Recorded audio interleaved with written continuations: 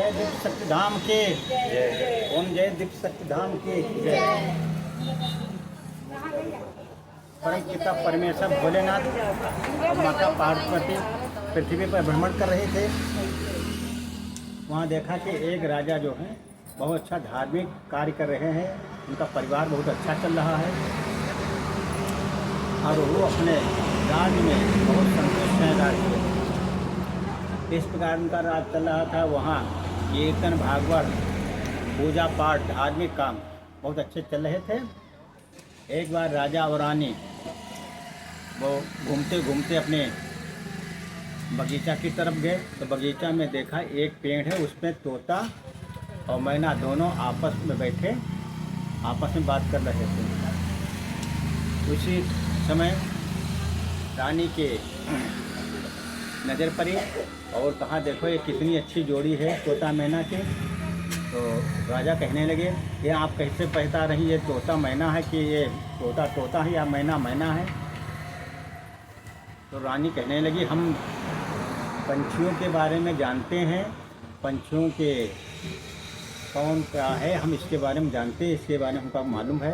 तो राजा बहस करने लगे। तो रानी कहा नहीं ये तोता मैना है।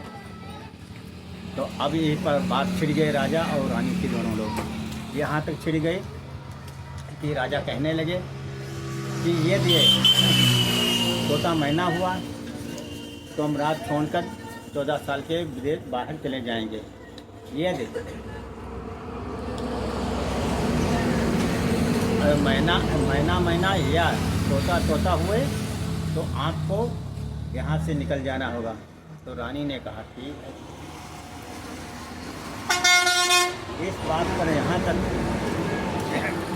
बढ़ जाने के बाद फिर पंछी पकड़ने वाले को बुलाया गया और बुलाकर वहाँ उनको पकड़ाया गया।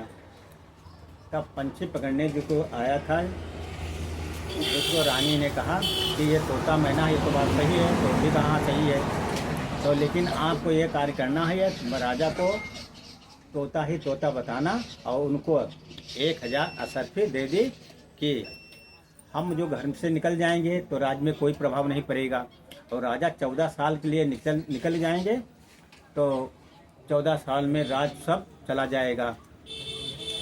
तो इस बात को अपना कष्ट झेलने के लिए वो तैयार होंगे, लेकिन राजा को सुख शांति प्राप्त रहे इसलिए वो राज ना छूट जाने पाए। इसलिए राजा को उनसे ये जो पंछी पकड़ने आए थे तोता मैना को उसे कहा ठीक है। अब राजा बुलाया, अब बुलाकर कहा बता भाई ये क्या है। उसने कहा ये तो दोनों पंछी मतलब जो है तोता तोता है। तो कहा ठीक है। पत्नी को बुलाया और पत्नी से कहा भाई ये तो तोता तोता बता रहे हैं। कहें ठीक है जो कुछ हो वो सही है। तो कहीं रानी कहने लगी हम उसके आधार हम राज छोड़ने के लिए हम छोड़ देंगे। राजा ने कहा ठीक। राजा ने अपने मंत्रियों से कहा एक रथ तैयार किया, रथ तैयार कर रानी को बैठा दिया। उसमें रानी 3 माह की गर्भवती थी। अब रानी उस अवस्था में रथ पर बैठा कर दूसरे राज्य में गए और वहाँ जंगल में छोड़ दिया। जब रानी को वहाँ जंगल में छोड़ दिया अब रानी जो वहाँ अनाथ अकेले रह गई। जब अब उनके सामने कोई समस्या आ गई, लेकिन रानी जो है एक ही ईश्वर की आराधना जो है भोलेनाथ माता पार्वती की वही याद आए बराबर जाप करती रही। कुछ समय पश्चात देखा कि एक उधर से कुछ घोड़ों के साथ रथ पर कुछ लोग आ रहे हैं। तो रानी मतलब ये डर के बच के छिप गई कि ऐसा न हो राजा ही आ रहे हों। जब झाड़ी में छिपी उस समय राजा जो आ रहे थे दूसरे जिस राज्य में रानी को छोड़ आए उसी राज्य के राजा आ रहे थे अपना दल बल के साथ, मंत्रियों के साथ, सुरक्षा गार्डों के साथ। तब राजा ने कहा यही देखो झाड़ी है, इसमें कोई आँखी की लाइट पड़ी थी इसलिए मतलब इसमें कोई बड़ा जीव है। देखो इसमें को चारों तरफ घेंस ले फिर में देखें क्या है। अब वहाँ के जितने आए हैं मंत्री के साथ वो सब वहाँ रुके और उस झाड़ी के अपने भाला कमान तीर इत्यादि जो है तैयार करके खड़े हो गए। हो सकता है कोई ऐसा जानवर हो, तो इसलिए तैयार होके खड़े हो गए। तो रानी अंदर से चिल्लानी कि आप लोग मारना मत, हम जो है परेशान हैं और हम आप लोगों के सामने आ रहे हैं। तो राजा ने देखा कि एक औरत जो है आ रही है, तो वो निकली राजा के सामने जाकर अपना नमस्कार किया और नमस्कार करने के बाद फिर राजा ने पूछा आप यहाँ क्यों हैं, अकेले क्या हैं? तो कहा मतलब अपनी राज वाली बात नहीं बताया कि आपने कहा कि हम यहीं रहते हैं, यहीं इसी जंगल में फल पत्ते इत्यादि खाकर अपनी जीविका चलाते हैं और इन्हीं झाड़ियों में पड़े रहते हैं। राजा जो है इतनी खूबसूरत सुंदर स्त्री को पहली बार देखा था, लेकिन इन राजा के रानी थी लेकिन बच्चे नहीं थे। तो राजा कहने लगे हम आपको अपने घर ले जा हमारे साथ चलो हमारे घर। तो रानी ने कहा कि हम ऐसे कैसे जा सकते हैं, कहीं आप जो है रानी के रूप में ना जाए, आप हमारी बहन के रूप में चले। तो राजा के ये शब्द कहने पर वो तैयार हो गए। तो राजा के राजभवन में गए। अब जब वहाँ राजभवन में गए तो वहाँ के लोग सब अनेक प्रकार के नाना प्रकार की बातें उठाएं कि देखो राजा दूसरी रानी ले आए, देखो दूसरी रानी ले आए। अब वहाँ राज में बात चर्चा फैल गई। तो राजा ने दूसरे दिन सभी पूरे अपने राज्य के लोगों को बुलाया और कहा कि ये इस पोजीशन में वहाँ थी तो इसलिए हमको लाया है और ये हमारी बहन के रूप में रहेगी और बहन की तरह हम इनकी रक्षा करेंगे और सेवा करेंगे। और ये जो है हमारी बहन थी नहीं, हमारी बहन मिल गई है। जब राजा की यह बात वहाँ के लोग सुना तो राज्य के लोग बड़ा खुश हुए और खुश होकर राजसभा स्थगित हुई। तो राजा को बड़ा धन्यवाद दिया कि राजा इतनी खूबसूरत स्त्री होते हुए अपनी बहन को बनाया, इसलिए राजा को बहुत बड़ा धन्यवाद देते हैं सब लोग। तो ये धन्यवाद देकर फिर अपने वहाँ से राज से वहाँ में प्रस्ताव करके अपने अपने घर चले गए। अब राजा की चर्चा बहुत ज़्यादा फैल गई कि राजा जो है बड़ा सत्यवादी हैं, ईमानदार हैं। अब वो अपने बहन की तरह राजा रहें, उनका देखभाल करें। कुछ दिनों के पश्चात समय पूरा हुआ तो एक लड़के का जन्म हुआ। जब लड़के का जन्म हुआ तो राजा बड़ा खुश हुए और कहने लगा कि हमारा राज में कोई राज चलाने वाला नहीं था, खैर हमारा जो भांजा है इसलिए हम उससे बड़ा प्रकार से वो अब राज में उनको राजा अपने लड़के की तरह भांजे की सेवा करें और उसका अच्छे ऋषि मुनि के पास शिक्षा प्रदान कराएं। कुछ समय के पश्चात, दिनों के पश्चात लगभग 7 साल लगभग हो गए, तब वहाँ एक व्यापारी आता था और व्यापारी की नज़र उन पर पड़ गई। तो अब व्यापारी की नज़र उस पर पड़ते ही नज़र खराब हो गई। तो राजा से कि हाँ अपना व्यापार किया और व्यापार करने से बात चली। तो राजा ने कहा ये हमारी बहन है। तो कहा ठीक है आपकी बहन है तो हमारी भी बहन है। तो राजा के पास वहाँ लगभग 1 महीने के लिए रुकने को कहा। तो कहें ठीक हमारे राज्य में आप बिजनेस धंधा करें और आपकी सुरक्षा हम लोग करेंगे, कोई अच्छा धंधा करें। और सोने का काम करता था व्यापारी जो था, बहुत सोना लेके चलता था और वहाँ एक राज्य से दूसरे राज्य में सोने का व्यापार करता था। वो धीरे धीरे उस बहन की नज़र पर खाना खाए तो वो बहन जो है खाना परोसे। इस प्रकार से राजा से कहा कि हमारी बहन जो है, हमारी इच्छा है एक हार है हमारा बहुत अच्छा, हम देना चाहते हैं। तो राजा ने कहा ठीक है आपकी बहन है, बहन को आप देने का अधिकार है। तो बहुत कीमती हार दिया। वो हार मतलब वो पहने। फिर लगभग 1 महीना पूरे होने के बाद तो व्यापारी ने कहा हम घर जाना चाहते हैं और हमारी इच्छा है हमारी बहन जो है कुछ दिन के लिए 1 महीने के लिए वहाँ भेज दें। तो राजा ने कहा ठीक है, आप बहन ले जाना चाहे तो ले जाओ और 1 महीने बाद यहाँ ले आना। जो व्यापारी था वो बेईमान, मक्कार, चोर, मतलब हर गुण इसमें उत्पन्न थे। तो इस प्रकार से वो अपने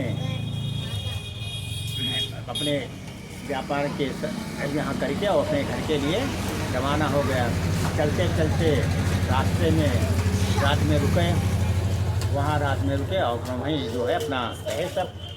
अब वो जहाँ औरत थी लेती वहाँ रात में पहुँचा जाकर, तो कहा क्या बात, कहीं बहन जी हम देखने आए थे यहाँ आपकी सुरक्षा है या नहीं।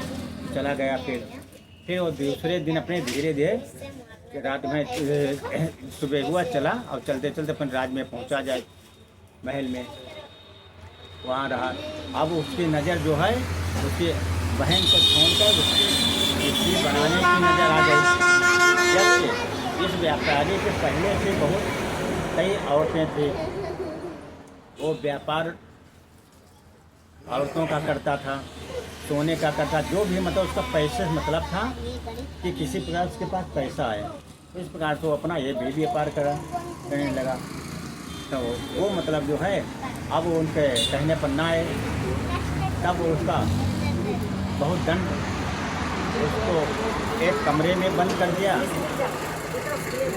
कमरे में बंद कर दिया, कमरे बंद करके और लड़के को मृत्यु दंड के लिए उसको जहर पिला दिया। और लड़का करीब 7 साल से ऊपर हो गया था, तब उसको जहर पिलाकर उसका कपड़े में लपेट कर नदी में फेंकवा दिया। अब वो मतलब परेशान अपने अकेले मतलब वहाँ महल में उसके बच्चे की वही राजा ने मरवा दिया, वो व्यापारी ने मरवा दिया।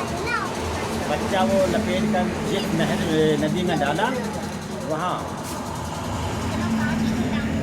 कुछ लोग जो दवा जड़ी बूटी ढूंढते थे, वैद्य लोग बहुत अच्छे से वैद्य थे, तो वो जो बच्चे को डाला वो उसे जल से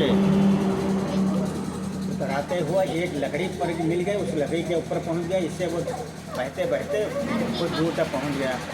और वहीं कुछ लोग वैद्य लोग अपनी दवा ढूंढ रहे थे नदी के किनारे, तब देखा कि ये कुछ उतराता आ रहा है।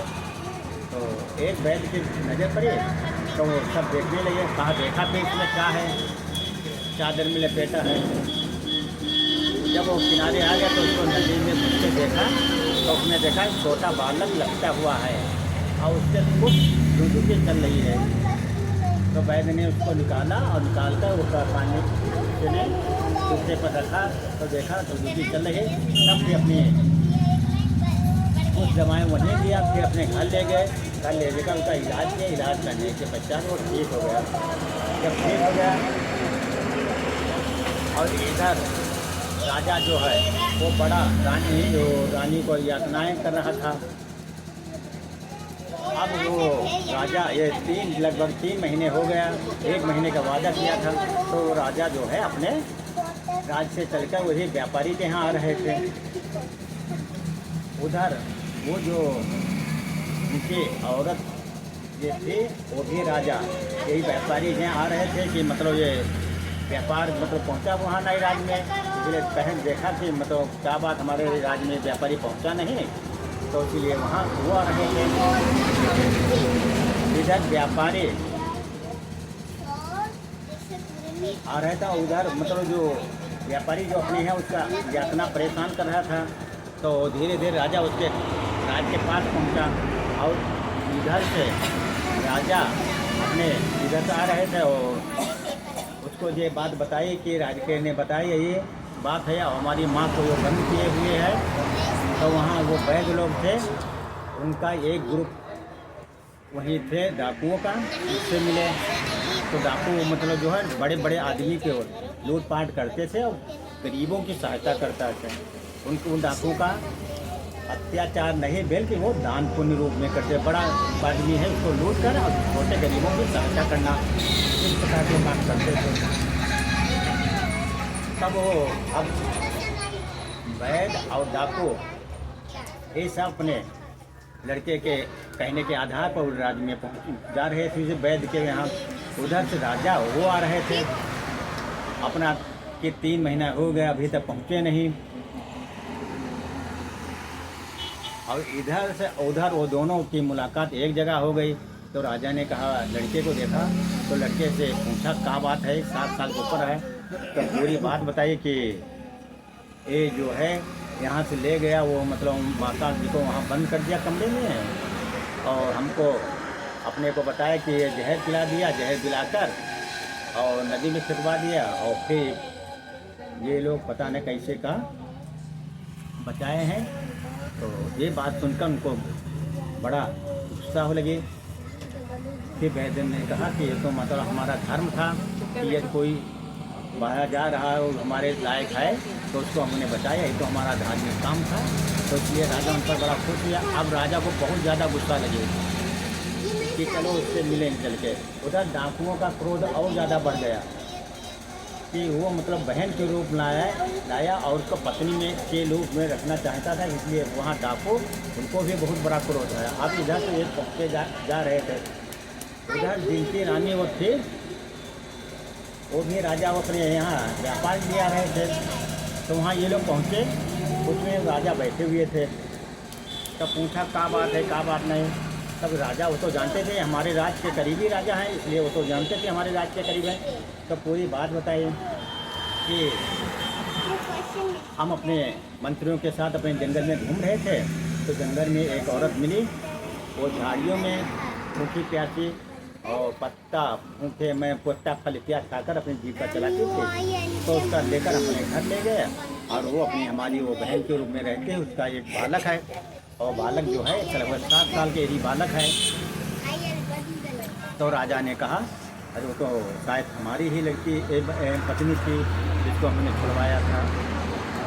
अब उनका राजा तो करने से अब उनको भी बड़ा क्रोध बढ़ा। उसके बाद वो जब वो व्यापारी आया इधर ये डाकू देश में है और राजा दोनों राज्य के वो लोग एक जगह हुए। तो उससे पूछा वो औरत कहाँ है जिसको आपने बंदी बनाया है, और उसने और ये राजा ने कहा आपने हमारी बहन को लाए थे वो कहाँ है। अब जब चारों से हुआ तो अब कहा कि अपने यहाँ एक कार्यकर्ता को बुलाया और कहा कि जाओ उसमें जो है उनको बुला लाओ। तो उनका बुला लाए। तब राजा ने देखा अरे ये हमारी पत्नी का ये हाल। और दूसरे राजा ने जो अपनी बहन माना था उनको देखा कि हमारी बहन का जिस प्रकार का हाल, तो उन्हें बड़ा क्रोध आया, गुस्सा आया। तो उसमें जो डाकुओं के मुखिया थे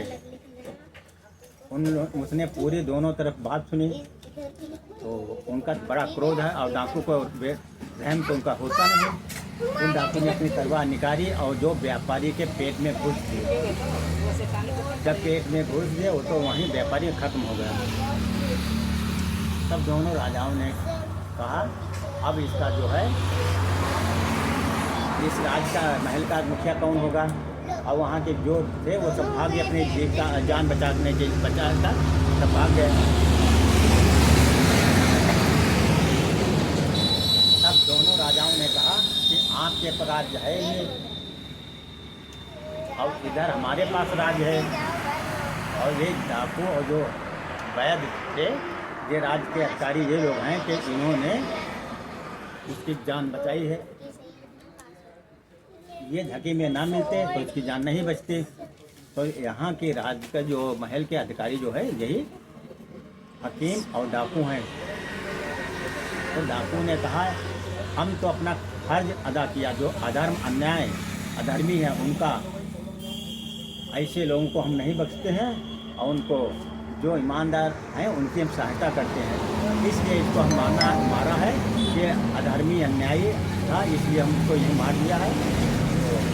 तो इस महल के जो है पूरा अधिकार जो है वैद्य जी हो रहे हैं। डाकुओं ने कहा और ये भी कहा आज से हम जो है जो डकैती कार्य करते हैं वो हम त्याग रहे हैं और हम लोग यहीं आपके सभी दोनों राज्य में देखभाल करेंगे और जो भी मिलेगा हम उससे खुश रहेंगे। ये देखकर राजा जो है दोनों राजा बड़ा खुश हुए। और उन डाकुओं ने का कहा आप जो है यहीं हकीम जी के पास रहें और आप हकीम की सहायता करें और इनके जड़ी बूटी इत्यादि जो लाते हैं बहुत बड़े फेमस हैं, तो ऐसे में आप इनकी सहायता करें। तो डाकू ने कहा ठीक हम यहाँ रहेंगे।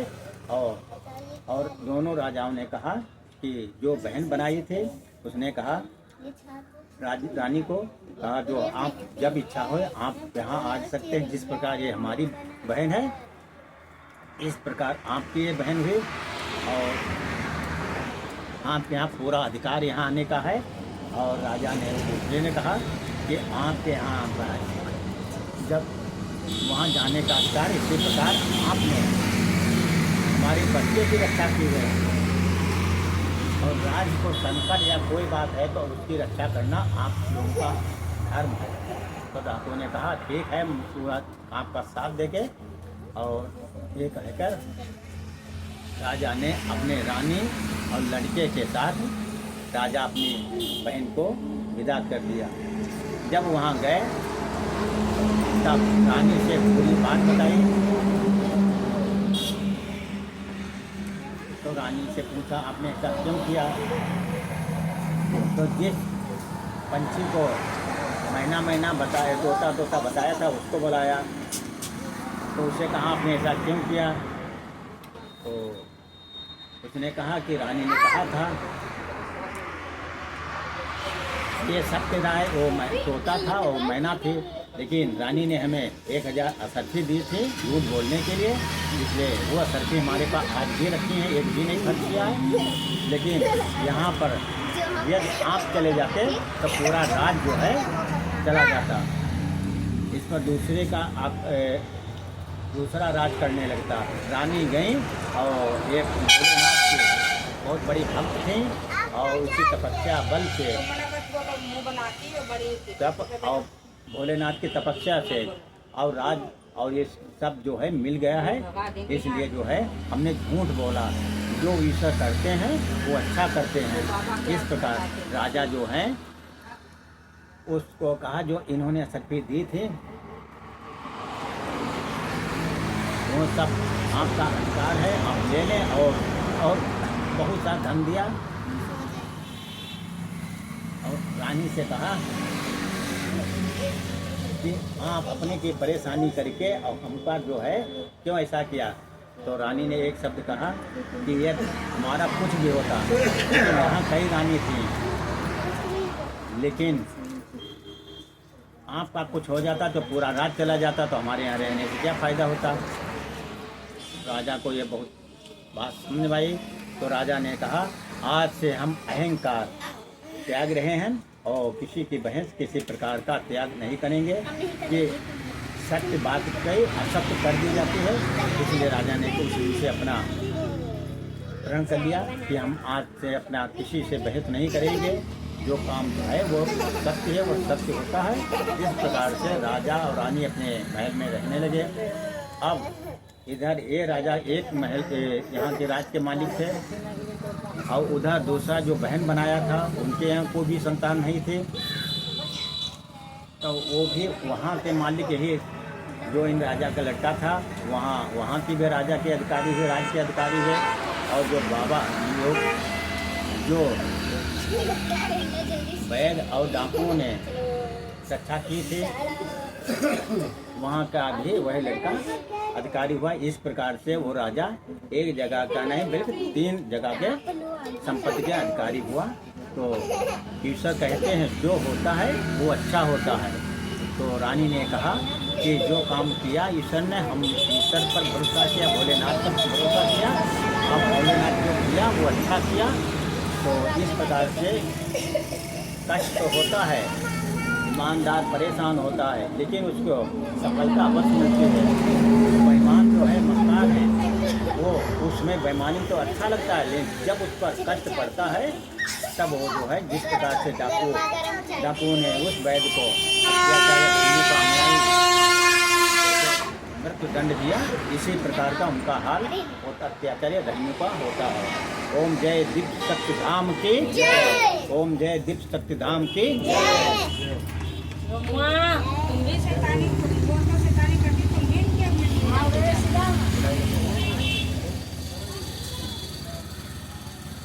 दे बराबर शैतानी कर।